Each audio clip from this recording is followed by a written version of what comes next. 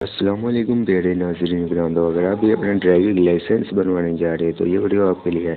तो इस टेस्ट को मुकम्मल देखिए। शुरू करते हैं इस टेस्ट को। सामने दिए गए निशान से क्या मुराद है कि आप दाईं तरफ मुड़ना मना है, और इसके बाद है कि मालबरदार गाड़ियों की ओवरटेकिंग मना है, और इसका मतलब है टेलीफोन,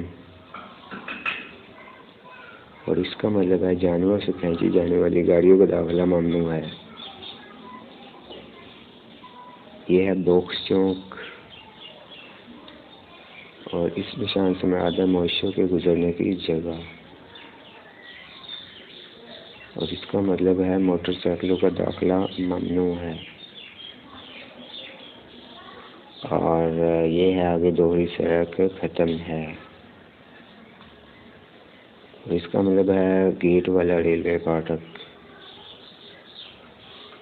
तो दोस्तों बाकी ये इसका निशान का मतलब है कि एक तरफा सड़क है। दोस्तों आज की इस वीडियो में 10 सवाल हमने आपको बताए हैं, बाकी अगली वीडियो में बताएंगे इंशाल्लाह।